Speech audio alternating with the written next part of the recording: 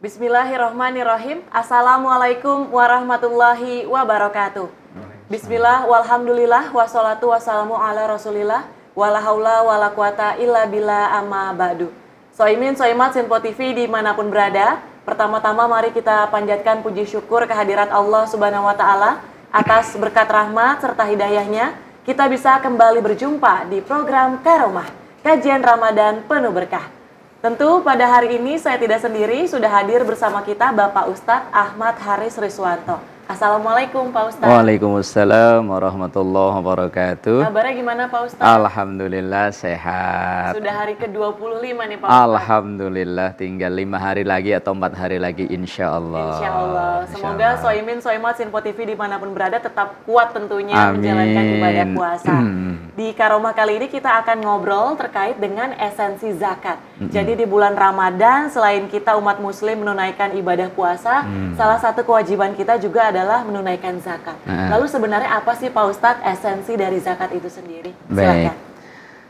Assalamualaikum warahmatullahi wabarakatuh. Waalaikumsalam warahmatullahi wabarakatuh. Bismillah, alhamdulillah, summassalatu wassalamu ala rasulillah Sayyidina wa maulana Muhammad ibn Abdillah wa ala alihi wa ashabihi wa man tabi'a rusydah amma ba'da.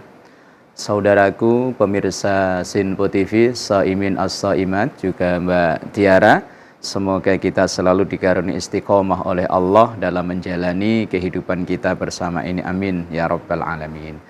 Di hari-hari menjelang akhir Ramadan ini, obrolan kita atau bahasan kita tentang esensi zakat. Zakat ini termasuk salah satu ibadah yang terpenting dalam Islam, karena zakat ini termasuk salah satu dari 5 rukun Islam. Dan di masa setelah wafatnya Rasulullah Shallallahu Alaihi Wasallam pada masa pemerintahan Abu Bakar As-Siddiq, pertama-tama yang cukup menjadi perhatian pemerintah saat itu adalah tentang penertiban zakat. Karena setelah wafatnya Rasulullah Shallallahu Alaihi Wasallam, banyak orang-orang agnia atau orang-orang kaya pada masa itu mulai memboikot membayar zakat. Karena memang karena zakat ini berkenaan dengan mengeluarkan harta dan sifat dasar rata-rata manusia itu adalah pelit. Nah, maka ibadah dari kesekian ibadah yang ada yang mulai banyak ditinggalkan oleh umat Islam saat itu adalah zakat itu. Maka pemerintahan Abu Bakar As-Siddiq yang pertama-tama kali ditertibkan adalah masalah zakat. Dan kemudian zakat itu sendiri selain menunjukkan kesalehan ritual seseorang, juga menunjukkan kesalehan sosial seseorang.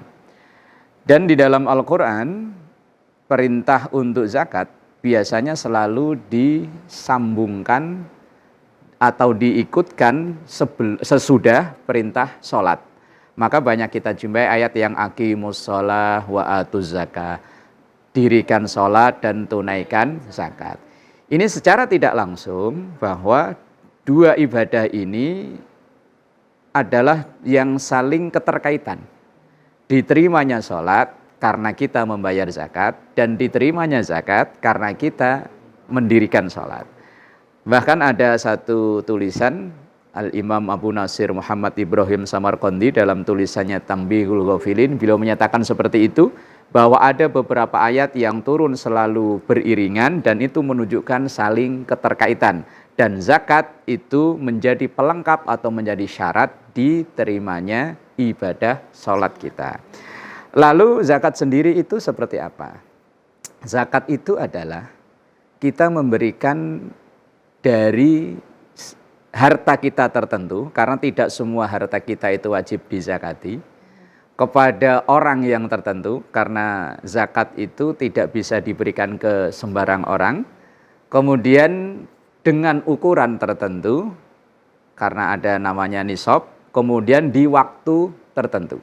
Itu zakat. Berbeda dengan infak, sodakoh, dan lain sebagainya. Kalau infak, sodakoh itu mau kapan saja, diberikan kepada siapa saja silahkan, tapi kalau zakat tidak bisa. Zakat termasuk pengalian harta kita atau memberikan harta kita kepada orang lain, tapi dengan aturan-aturan yang begitu ketat. Di antaranya misalnya, bahwa harta yang wajib dizakati itu bukan semua harta. Kalau kita mengacu pada fikih-fikih klasik, harta yang wajib dizakati itu binatang ternak. Lah kalau masyarakat perkotaan, udah nggak ada yang punya binatang ternak. Kemudian emas atau perak, nah ini yang wajib dizakati. Kemudian ada bahan makanan pokok. Nah ini kalau bahan makanan pokok biasanya ya tergantung dari wilayah masing-masing. Kalau kita orang Indonesia rata-rata ya beras. Kalau mungkin di luar sana ya mungkin pakai gandum, pakai kurma dan lain sebagainya. Kemudian ada harta perniagaan atau dagangan, bisnis. Lah dari macam-macam harta itu kan sekarang banyak orang yang sudah tidak punya lagi. Maka ada sebagian ulama fikih yang berijtihad. Berijtihad itu artinya menggali hukum, menentukan bagaimana dengan kepemilikan harta sekarang. Karena ada harta-harta yang dulu dimiliki oleh orang zaman dulu tapi sekarang nggak dimiliki. Atau orang yang dimiliki di pedesaan tapi tidak dimiliki oleh yang perkotaan. Lah kalau mengacu fikih klasik biasanya rata-rata itu yang tadi kayak ternak yang punya orang desa. Hasil panen ya yang punya orang desa. Apakah orang kota nggak wajib zakat? Lah makanya di ijtihad tadi ditemukan ada beberapa harta yang wajib dizakati, misalnya uang. Tapi namanya hasil ijtihad itu pasti terjadi perselisihan. Kemudian profesi, misalnya kayak Mbak Tiara berprofesi apa tertentu lah. Dan harta-harta yang lain dan insya Allah nanti disambung di segmen berikutnya, harta apa saja yang wajib untuk kita keluarkan zakatnya. Wallahu a'lam bishawab. Baik, terima kasih Pak Ustadz, Soimin, Soimat, Sinpo TV dimanapun berada. Nanti kita akan kembali usai jeda, tetap bersama kami di Karomah, kajian Ramadan penuh berkah.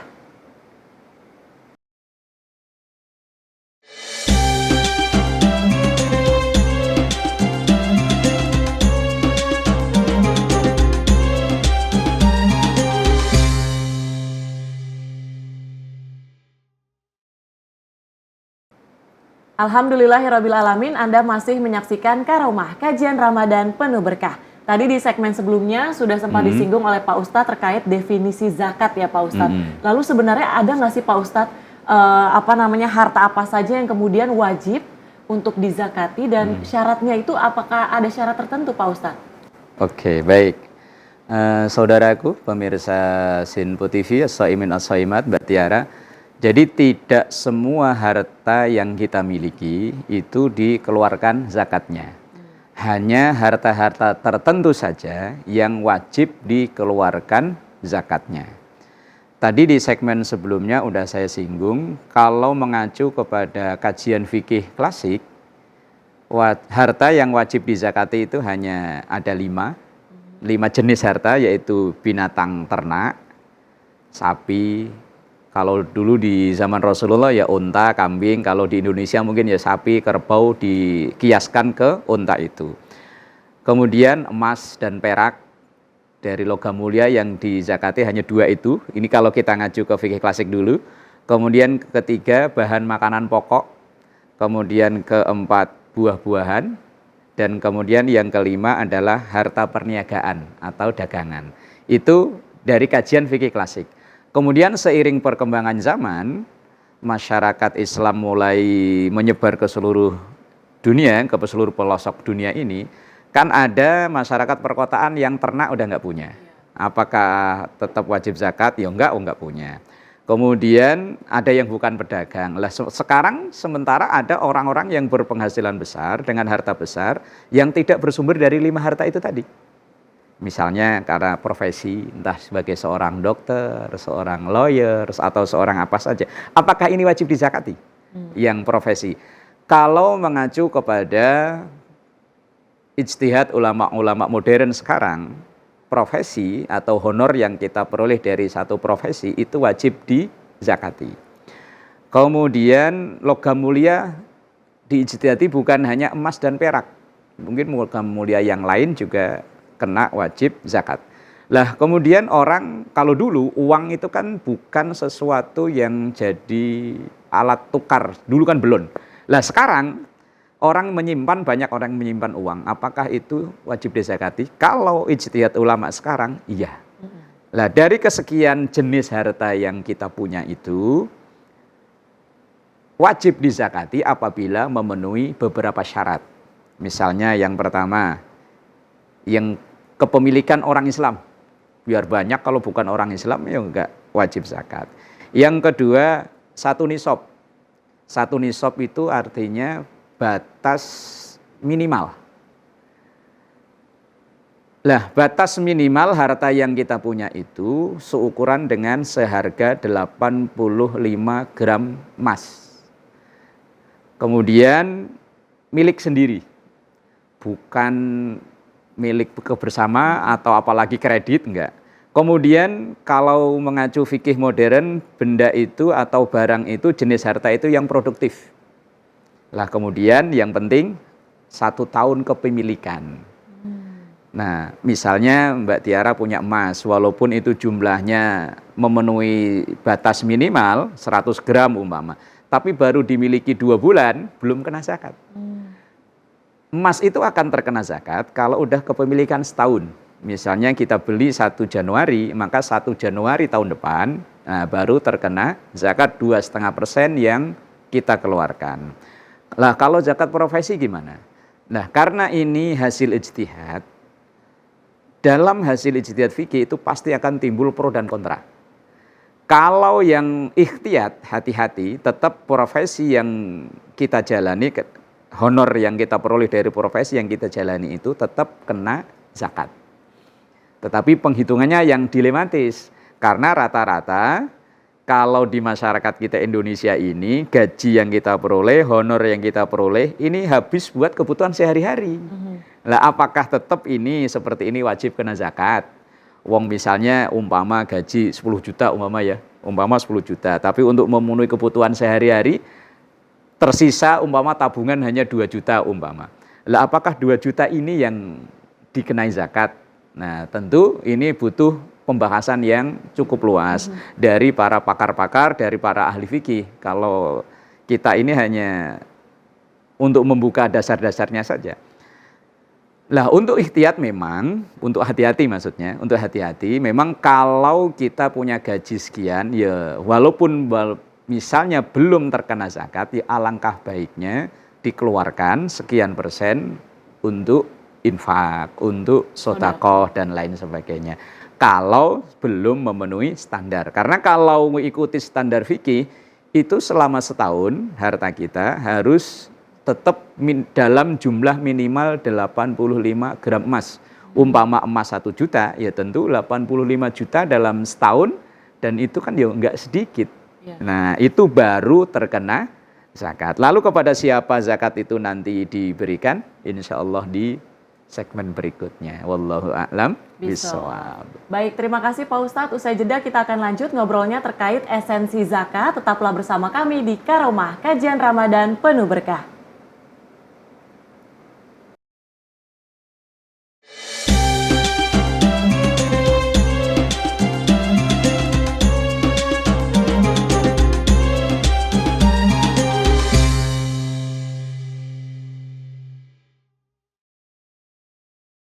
Alhamdulillahirrabbilalamin, Anda masih menyaksikan Karomah, kajian Ramadan penuh berkah.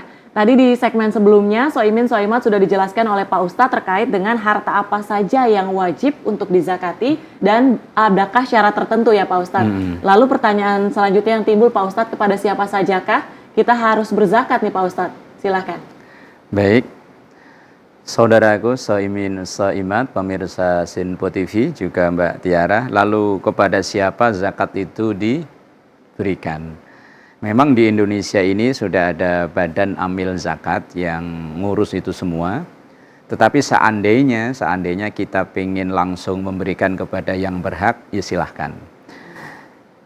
Cuma dalam Al-Quran itu ada 8 kelompok orang yang berhak menerima zakat. Lah kalau tidak masuk ke dalam 8 kelompok orang ini, berarti dia tidak berhak untuk menerima zakat. Yang pertama, fakir. Definisi fakir itu adalah orang yang kebutuhan sehari-hari tetap jalan, tetapi penghasilan sama sekali nggak punya. Dia hanya mengandalkan pemberian dari orang lain. Nah itu definisi fakir. Kemudian yang kedua, yang berhak menerima zakat atau biasa disebut asnaf samaniyah, 8 kelompok orang, miskin. Miskin itu adalah orang yang kebutuhan tetap jalan, tetapi penghasilan juga punya, tapi nggak cukup. Misalnya dalam sehari ia butuhnya 100.000, cuman penghasilannya cuma 50.000 misalnya. Lah ini dalam kategori miskin. Cuma untuk menentukan fakir miskin ini kan ya nggak gampang. Lah kadang di masyarakat kita pokoknya yang kelihatan pantas nerima kita kasih gitu. Kemudian yang ketiga amil. Amil ini orang yang ngurus zakat dari awal sampai akhir. Kalau di zaman Rasul, amil itu adalah orang yang jemput bola dari rumah ke rumah. Berbeda dengan sekarang yang di masjid, di musola, bahkan itu mungkin tidak bisa disebut sebagai amil. Itu adalah panitia atau orang yang menerima titipan zakat. Lah, amil itu adalah orang yang memang ngurus zakat, pure ngurus zakat. Lah, orang yang ngurus zakat ini dia berhak untuk menerima zakat. Nah, kemudian yang keempat mu'allaf. Mu'allaf itu orang yang baru masuk Islam. Walaupun seandainya misalnya dia orang yang dari sisi ekonomi mampu, tapi kalau memang dia mau, berhak itu untuk menerima zakat. Baru di sini tuh dalam artian berapa lama Pak Ustadz? Nah itu yang tidak jelas, nggak ada definisi langsung, apakah itu baru sebulan, 2 bulan, atau setahun, 2 tahun, enggak. Cuman mungkin ya dilihat di kondisinya aja. Kalau memang dia itu udah mu'alaf, terus dari sisi lain dia memang perlu, ya memang dia diprioritaskan. Kemudian yang kelima budak. Nah zaman sekarang udah nggak ada budak. Pembantu bukan. Pembantu itu bukan budak. Pembantu itu hanya orang yang membantu menyelesaikan pekerjaan kita. Kalau budak itu kesannya tidak manusiawi karena bisa dijual belikan dan lain sebagainya. Kemudian yang keenam gharim. Gharim itu orang yang kebanyakan utang. Kebanyakan utang. Tapi utang yang bukan untuk kebutuhan-kebutuhan sekunder ya, yang kebutuhan primer. Kebutuhan untuk makan, untuk tempat tinggal, memang dia untuk mencukupi itu harus hutang. Lah ini mereka ini berhak untuk menerima zakat. Kemudian yang ketujuh, sabilillah. Sabilillah itu kalau dulu di zaman Rasul dan juga zaman sesudah Rasulullah itu tentara perang. Yang memang tentara saat itu nggak digaji lah. Kalau tentara sekarang, wah gajinya lumayan besar, ya tidak. Lah lalu kemudian apakah sabilillah itu bisa dialihkan ke guru ngaji misalnya, atau ke pegiat-pegiat kegiatan sosial yang dia itu statusnya relawan, nggak digaji, apakah bisa dimasukkan ke sana? Kalau ulama-ulama klasik memang tidak memperbolehkan bahwa sabilillah itu ya tentara perang. Tapi kalau ulama-ulama sekarang, yaitu orang-orang yang bergerak dalam sosial kemasyarakatan yang tidak dapat gaji secara tetap, maka mereka dimasukkan dalam kategori sabilillah, misalnya guru ngaji atau petugas kebersihan di lingkungan dan lain sebagainya yang gajinya itu tidak mencukupi. Lah kemudian yang kedelapan ibnu sabil, orang yang dalam perjalanan yang memang kehabisan bekal. Lah itu kelompok-kelompok orang yang berhak menerima zakat. Tapi kalau kita nggak merasa 8 itu, ya jangan nerima. Baik. Wallahu a'lam bishawab. Baik, terima kasih Pak Ustadz. Semoga dengan obrolan kita di Karomah episode kali ini bisa meningkatkan ilmu kita dan ketakwaan kita kepada Allah Subhanahu wa Ta'ala. Akhir kata, saya Tiara Dianti, mewakili seluruh kerabat kerja yang bertugas, pamit undur diri. Terima kasih. Wassalamualaikum warahmatullahi wabarakatuh. Astaghfirullahaladzim laqal ma'bud ya dzal jalali wal ikram. Bismillahirrahmanirrahim. Alhamdulillahi rabbil alamin. Allahumma salli ala sayyidina Muhammad wa ala ali sayyidina Muhammad. Rabbana taqabbal minna salatana wa siyamana wa ruku'ana wa sujudana wa qira'atana wa jami'a a'malina wa tammim taqsirana ya Allah ya rabbal alamin. Allahumma inna nas'alukal huda wat-tuqa wal-afafa wal-ghina. Rabbana taqabbal minna innaka antas samiul alim wa tub alaina innaka antat tawwabur rahim. Rabbana atina fid dunya hasanah wa fil akhirati hasanah wa qina adzabannar. Sallallahu ala sayyidina Muhammad wa ala alihi wa sahbihi wasallam walhamdulillahi rabbil alamin. Terima kasih dan mohon maaf, semoga puasa kita bisa membentuk pribadi kita pribadi yang peduli dan berjiwa sosial terhadap sesama kita. Terima kasih dan mohon maaf. Wallahul muwaffiq ila aqwamit thoriq. Wassalamualaikum warahmatullahi wabarakatuh. Waalaikumsalam warahmatullahi wabarakatuh.